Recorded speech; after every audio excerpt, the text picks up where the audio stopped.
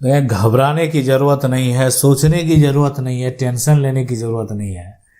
मकान है या ज़मीन है, दोनों सिचुएशन में ज़मीन का जो रसीद है, अब बहुत सारे ऐसे लोग मिलेंगे जिनके पास ज़मीन का पुराना कागजात है, यानी कह सकते हैं पुराना ज़मीन का रसीद है, किसी के पास ज़मीन का पुराना खतियान है।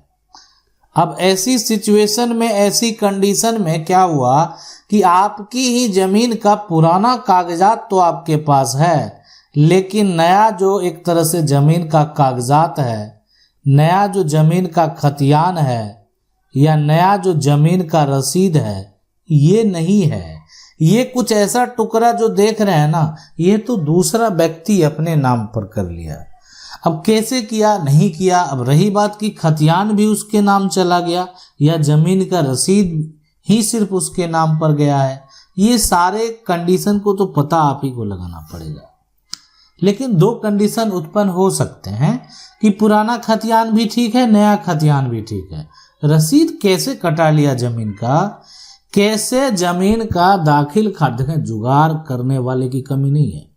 आज भी जो एक तरह से भ्रष्ट लोगों की भी कमी नहीं है, ईमानदार लोगों की भी कमी नहीं है, और जुगाड़ करने वाले की भी कमी नहीं है। लेकिन यहाँ पर सबसे बड़ा बात यह है कि जो गलत करेगा वो भुगतेगा, वो उलझेगा, वो फंसेगा, वो रोएगा।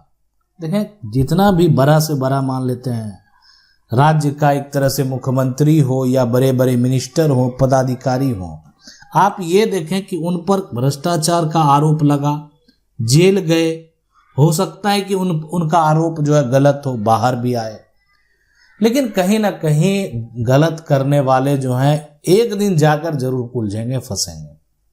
तो रही बात यहाँ पर नया कागजात, नया खतियान जो है, नया रसीद, अब कौन है, कौन ऐसा व्यक्ति है जो अपने नाम पर करवा लिया, कैसे करवा लिया। लेकिन आज जमीन पर पुराना कागजात आपके पास है, पुराना खतियान है, पुराना रसीद आप रखे हुए हैं, और सबसे बड़ी चीज, सबसे बड़ा सवाल कि जमीन आज भी दखल में है। सामने वाले को वो हिम्मत नहीं है जो कागजात तो बना लिया कि जमीन का दखल कर सके। धमकी बहुत बार दिया है कि हम जमीन बेच देंगे दूसरे के हाथों में, ये कर देंगे, बहुत तरह की चीजें हैं, धमकी भरा हुआ जो है, एक तरह से धमकी की कमी नहीं है, लेकिन अभी तक बेचा नहीं।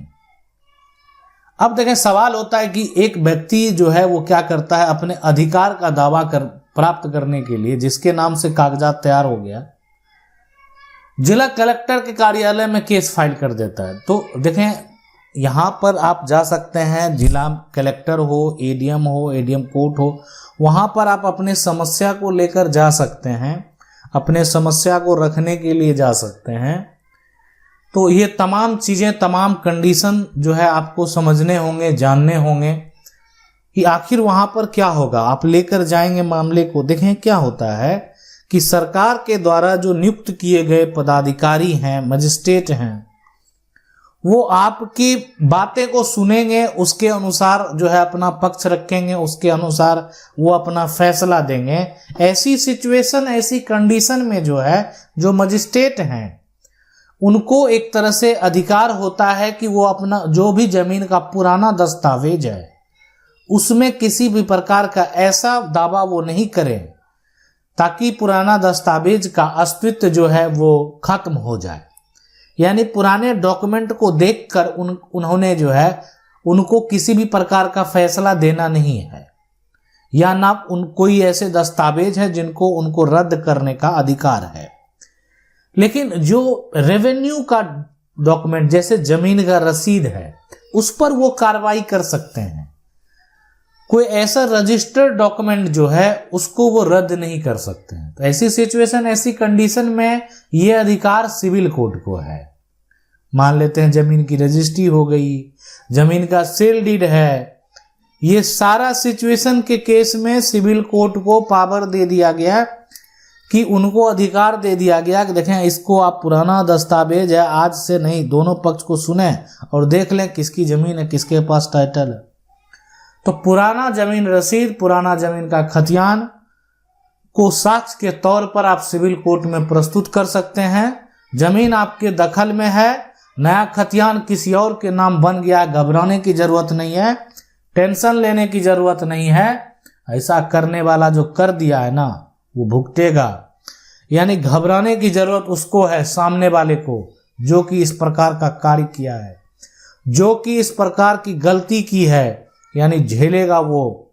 तो इसलिए आप इस तरह के मामले को, अगर आपको लगता है कि पुराने कागजात के आधार पर आपको दावा साबित करना है, टाइटल का दावा साबित करना है, जमीन रसीद पुराना है, पुराना खतियान है, उसको दिखाना है और उसको दिखाकर जो है हम अपना टाइटल का दावा साबित करेंगे, वैसी सिचुएशन में आपको करना क्या है, आप सिविल कोर्ट में जो है याचिका दायर कर सकते हैं, सिविल अपील में जा सकते हैं।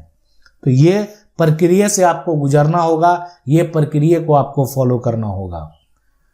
आशा करते हैं वीडियो अच्छा लगा होगा। वीडियो को लाइक जरूर करना है। अगर चैनल को पहली बार देख रहे हैं, आपको क्या करना, सब्सक्राइब करके जो बेल आइकन है उसको जरूर दबा लें। मिलते हैं अगली वीडियो में, तब तक के लिए जय हिंद।